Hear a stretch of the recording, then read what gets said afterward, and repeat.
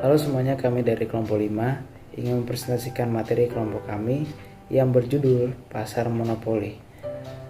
Anggota kelompok kami terdiri dari 4 orang. Yang pertama yaitu saya sendiri, Roy Satria. Yang kedua ada Royan Saleh. Yang ketiga ada Pramudia Langsa Putra. Dan yang terakhir ada Winona Tiara Auliasari. Kita akan sama-sama masuk ke latar belakang dari materi presentasi kami. Pasar sebagai kumpulan jumlah pembeli dan penjual individual mempunyai karakteristik tertentu. Karakteristik tersebut muncul karena masing-masing individu pembeli dan penjual mempunyai perilaku individual yang berbeda pula. Di dalam biaya produksi terdapat karakteristik pasar tertentu, di mana dalam pasar tersebut hanya terdapat satu penjual dari satu produk yang tidak mempunyai alternatif produk pengganti. Nah, pasar dengan karakteristik tersebut disebut dengan pasar monopoli. Mengingat dalam pasar monopoli hanya terdapat satu penjual dari satu produk yang tidak mempunyai alternatif produk pengganti, maka dalam pasar monopoli tidak ada persaingan dari penjual lain. Dalam kehidupan perekonomian yang faktual, sangat jarang mendapat penjual yang tidak menghadapi persaingan dari penjual lain. Meskipun dalam suatu pasar misalnya hanya terdapat satu penjual, sehingga tidak ada persaingan secara langsung dari penjual lain, tetapi penjual tunggal tersebut akan menghadapi persaingan secara tidak langsung dari penjual lain yang menghasilkan produk yang dapat merupakan alternatif produk pengganti yang tidak sempurna.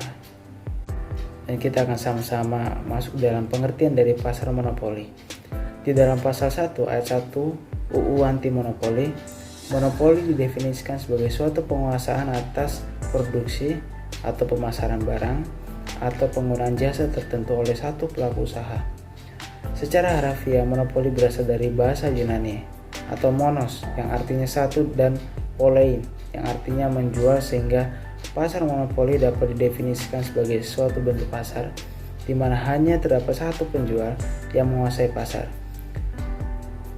Penentu harga pada pasar monopoli adalah seorang penjual atau sering disebut sebagai monopolis, atau bisa juga diartikan sebagai suatu bentuk pasar di mana hanya terdapat satu perusahaan saja, dan perusahaan ini menghasilkan barang yang tidak mempunyai barang pengganti yang sangat dekat. Oleh sebab itu, penjual dapat menentukan harga dan memperoleh keuntungan yang tinggi. Hal ini merupakan kasus monopoli murni atau pure monopoli.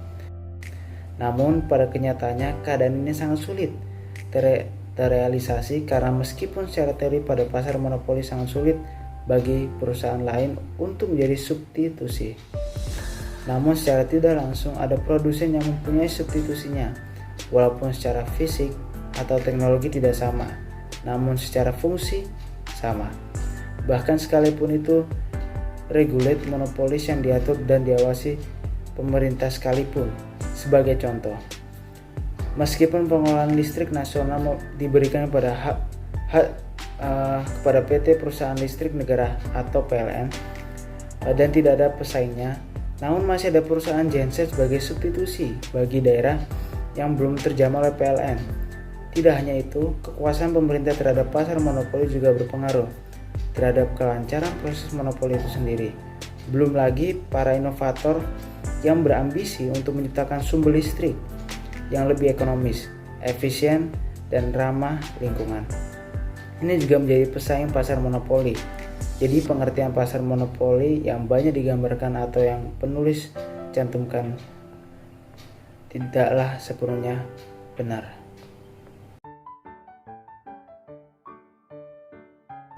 Pasar monopoli timbul akibat adanya praktek monopoli, yaitu pemusatan kekuatan ekonomi oleh satu pelaku usaha atau penjual yang mengakibatkan dikuasainya produksi dan atau pemasaran atas barang dan jasa tertentu, sehingga menimbulkan persaingan usaha tidak sehat dan dapat merugikan kepentingan umum.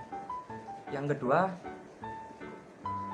walau di pasar monopoli penjual tidak memiliki saingan, belum tentu ia dapat memperoleh keuntungan yang besar. Hal ini mungkin saja terjadi bila biaya produksi berada di atas harga pasar. sehingga kurva permintaan yang ada di monopoli sama dengan kurva permintaan pasar, di mana pada kurva permintaan pasar, kurva penerimaan rata-rata dan kurva penerimaan marginal dapat ditentukan.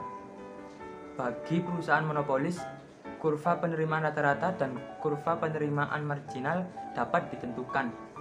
Bagi perusahaan monopolis, kurva penerimaan marginal lebih rendah dari harga, karena penjual harus menurunkan harga dengan tujuan barangnya dapat terjual. Pada saat sekarang, perusahaan yang seharusnya persen bersifat monopoli jarang ditemui. Mungkin hanya beberapa komoditi jasa seperti telepon, gas, air, dan listrik yang benar-benar dikuasai oleh penjual tunggal. Di Indonesia dipegang oleh perusahaan pemerintah, tetapi mereka pun harus menghadapi persaingan dari industri lain. Dan untuk jangka panjang tidak ada perusahaan yang benar-benar bebas dari serangan pesaing. Artinya kemungkinan pasar monopoli tidak akan ada lagi. Yang selanjutnya yaitu entry barriers.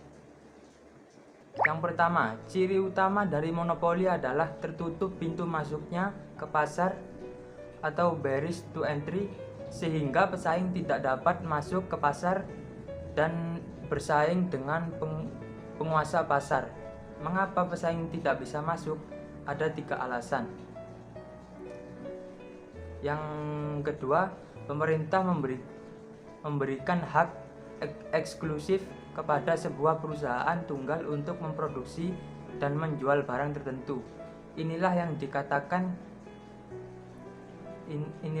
dikatakan regulated monopolies. Dan dalam monopoli ini, pemerintah sengaja menciptakan monopoli demi melayani kepentingan publik. Sebagai contoh, pemerintah memberikan hak mengolah air kepada PAM, listrik kepada PLN, dan lain-lain.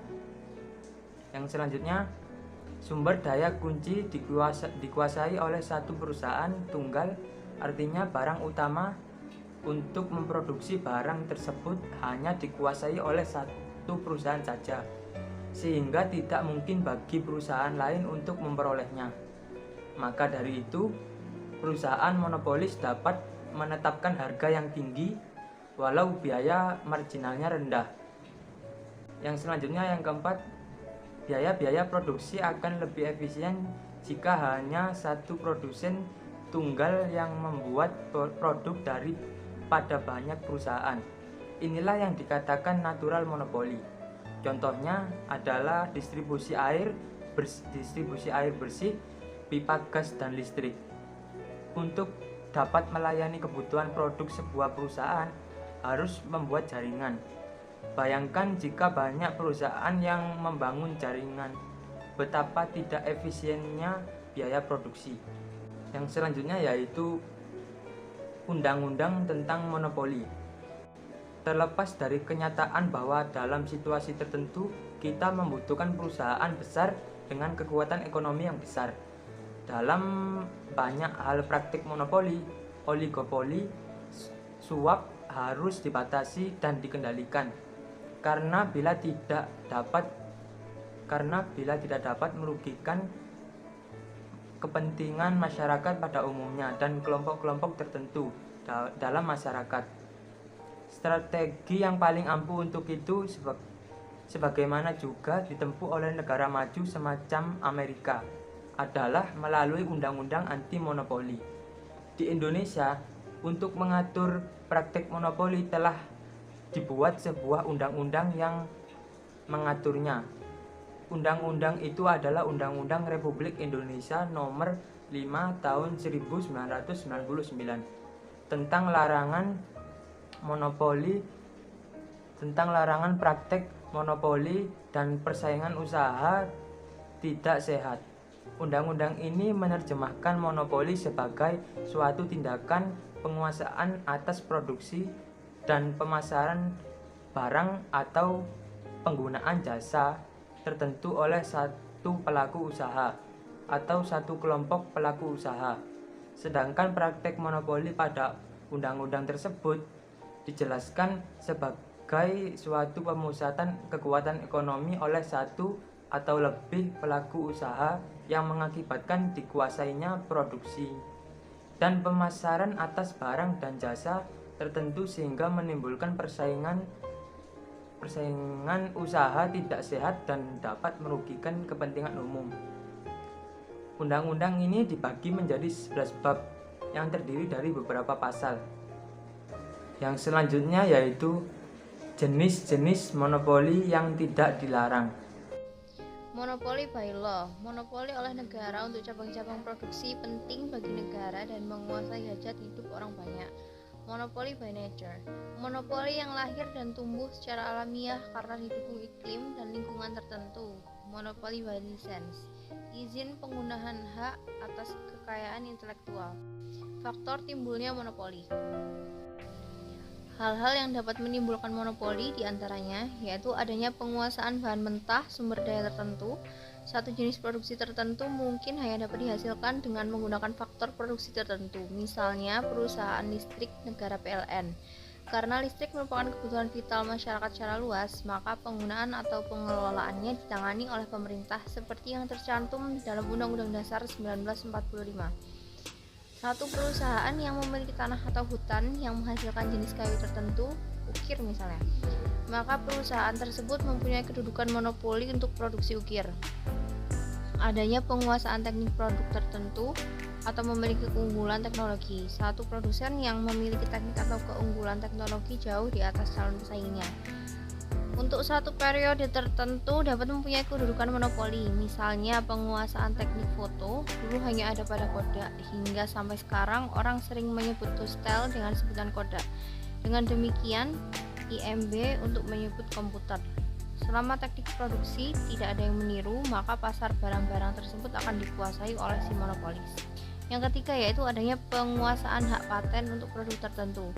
Merupakan unsur yuridis. Untuk mendapatkan hak paten ini biasanya harus didahului oleh adanya suatu penemuan.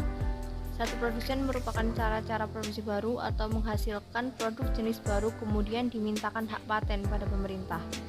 Dalam hal ini produsen mendapatkan monopoli untuk mendapatkan barang tersebut. Misalnya Graham Bell untuk pesawat telepon dan Thomas Edison untuk bola lampu pijar. Hak paten ini diberikan oleh Departemen Kehakiman dan mempunyai masa berlaku tertentu. Selama jangka waktu tersebut, maka tidak ada orang lain yang dapat memproduksi barang yang sama. Karena jika memproduksi, maka akan dituntut ke pengadilan. Dampak monopoli dan pemecahannya. Pemberlakuan monopoli pada perekonomian menimbulkan dua sisi dampak, yaitu sisi positif. Yang pertama, mempunyai penggunaan dan inovasi baru dari teknologi dengan tujuan biaya per unit dapat ditekankan sehingga keuntungan dapat ditingkatkan. Yang kedua yaitu meningkatkan produksi secara massal dan meningkatkan produktivitas sehingga status sebagai pemegang monopoli dapat dipertahankan. Yang ketiga yaitu kesejahteraan karyawan relatif lebih baik. Aktivitas dan kreativitas bagian penelitian dan pengembangan dipertahankan lebih diperhatikan. Sisi negatifnya yaitu yang pertama ketidakadilan karena monopoli merupakan keuntungan di atas keuntungan normal. Jumlah produksi ditentukan oleh monopoli sesuai dengan keuntungan yang ingin diperolehnya. Yang kedua yaitu memproduksi output pada tingkat lebih rendah daripada output kompetitif yang sesuai dengan permintaan konsumen. Yang ketiga mengenakan harga lebih tinggi daripada harga kompetitif. Yang keempat terjadi eksploitasi monopolis terhadap pemilik faktor produksi dan konsumen. Pemecahan masalah. Yang pertama, salah satu langkah yang dapat dilakukan pemerintah untuk mengatasi monopoli adalah dengan mengeluarkan kebijakan perekonomian mengenai membatasi ruang gerak monopolis dengan campur tangan pemerintah dalam produksi dan harga. Yang ketiga, melakukan regulasi ekonomi terhadap monopoli bila kemunculannya tidak dapat dihindari lagi. Yang keempat, kebijakan antitrust yang berusaha mencegah monopolis atau penyalahgunaan anti kompetitif. Yang kelima, penggunaan pajak. Analisis. Berdasarkan pada uraian bab 2, pasar monopoli atau monopoli sebagai salah satu pilihan dalam perekonomian hanyalah sebagai objek dari perekonomian itu sendiri. Sama halnya dengan sebuah pisau yang tajam dapat memberikan manfaat yang cukup besar bagi seorang koki untuk membuat masakan yang nikmat dan dinikmati banyak orang. Sebaliknya, apabila di tangan seorang penjahat, maka pisau sangat mematikan. Monopoli dapat bermanfaat bagi masyarakat luas apabila pemerintah sebagai subjek atau pengatur dan pengawasan perekonomian bijak dalam kebijakan dan langkahnya. Regulated monopolis yang menyangkut hajat hidup orang banyak harus dilakukan dan sistem monopoli yang melibatkan komunikasi dua arah atau produsen, konsumen, dan pemerintah mungkin bisa menjadi alternatif penyelesaian masalah.